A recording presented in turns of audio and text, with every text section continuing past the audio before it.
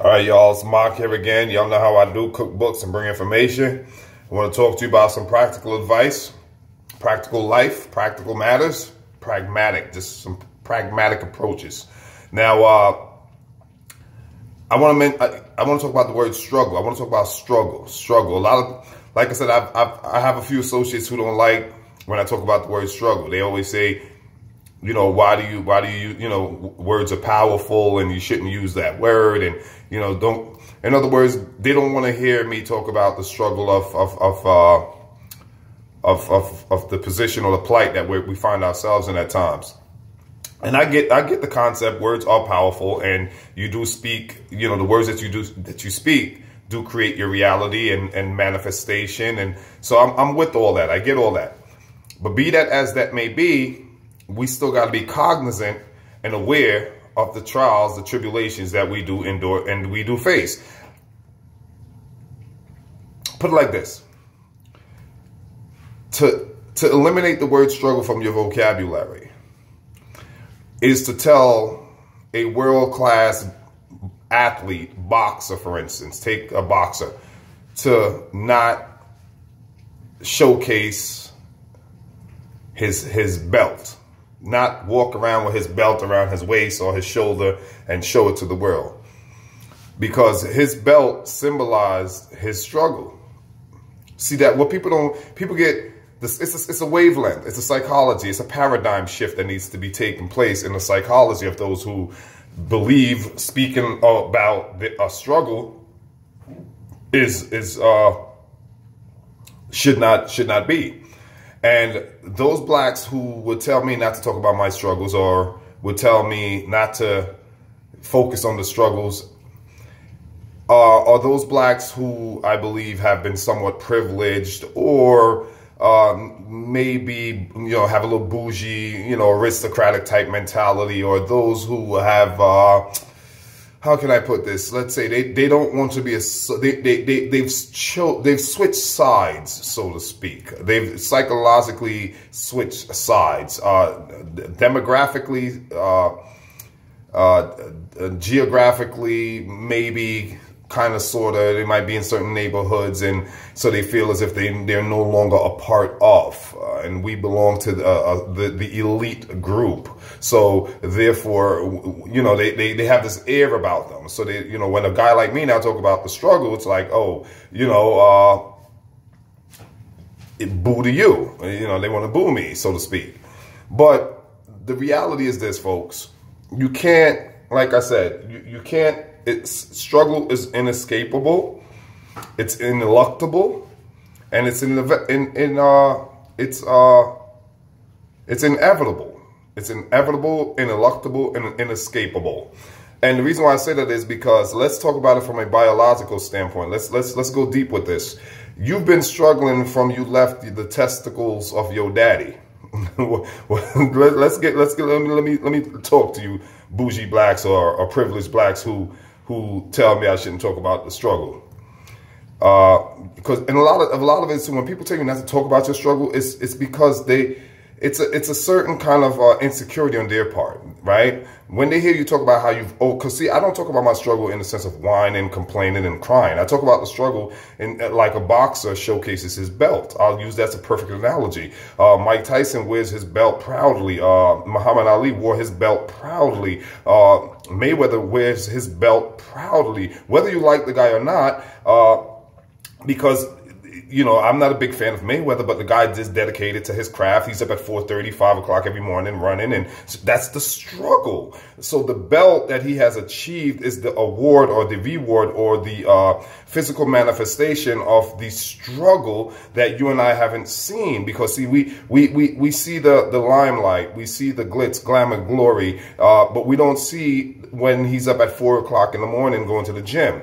We don't see when these guys or these athletes are putting in, Kobe Bryant's, the Michael Jordans, just to name a few, are putting in gruesome hours and hours, and the repetitiveness, the constancy of their hard, dedicated work, the trophy that they showcase or that they're showboating is the symbol of their struggle. And in the end, they won their struggle, and now they can show their talent, their belt or their trophy or whatever their reward may be. So when I talk about my struggle, it's not to cry, to complain, or to whine. It's more so it's a pride, a proud thing, right? I understand that I overcame this and that and this and that, and it's not to brag, it's not to boast, but it's just to inspire. So if you receive it with a proper disposition, you won't be threatened or intimidated by it. Right? When I talk about my struggle, some people are intimidated by it. And the reason why they're intimidated by it, because it makes them feel some kind of insecurity or some kind of less than-ism. Because when you talk about how much you've overcame, and maybe they've skated through life. Some people I might have 10 obstacles and you only had 2 or 3. So my 10, when I talk about my 10, you feel somewhat inferior to me. You feel somewhat,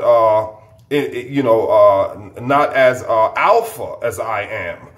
You might not feel as dominant as I am. But folks, I want to say this again. Biologically, you have been struggling from you left the testicular tubes of your pappy's penis. And I mean that. The sperm cell, when it is launched into the vaginal area, the anterior vaginal vaginosis of a woman, has to struggle. It has seconds to get into the uterus area, because the anterior vaginal area is extremely acidic, especially if there is an imbalance in a woman's pH. You always hear about pH balance. If the pH is under 7, that means the vaginal area is extremely acidic, and the sperm cell is wrapped in what's called a semen, which gives it a few seconds to get through the anterior vaginal area into the uterus area, ultimately to the fallopian tube, where it finds the environment to be more conducive and less hostile to its viability, hence survivability. Nonetheless, it still has a way to go because it has not yet reached the egg,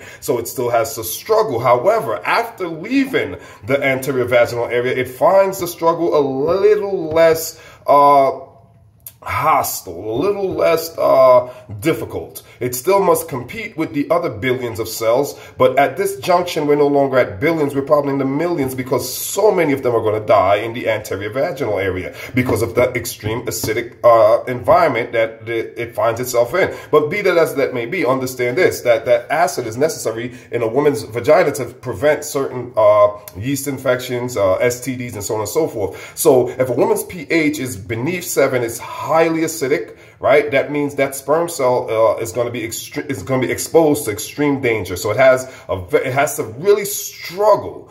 This is where survival of the fittest comes through. It has to really struggle and outpace its competitors to get into a more conducive area, the uterus, fallopian tube, so on and so forth. And I'm giving you a very short-handed version of it. I say that to say that we've been struggling because you and I are just what?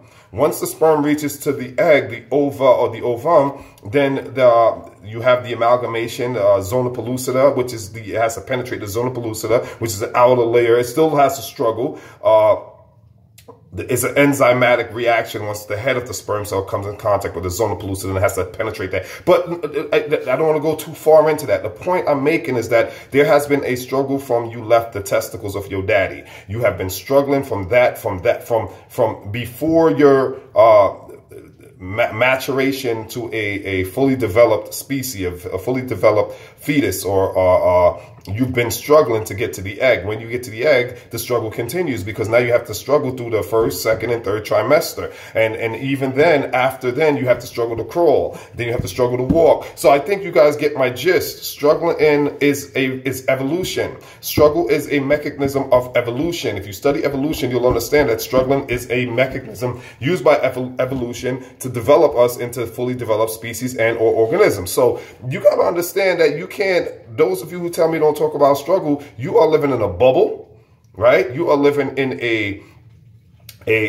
fabricated psychological atmosphere, and that's fine. I'm not knocking it, but what I am saying is, do not impose it, and do not think that you are holding golden truth. What you speak is gospel. It is not gospel. It is a fabricated psychology that you have been inoculated with. You've been inoculated with this this psychology. So you've been inculcated and inoculated. That's it. You've been inculcated, brainwashed, inoculated, absorbed, imbibed by this kind of thinking. And but it is necessary that we understand that with no struggle, there can be no glory. With no struggle, there can be no glory. So if you want glory, you got to get through the struggle. You got to be willing to struggle. And here's the thing. Here's the thing, folks. Here's what I want to make sure we understand.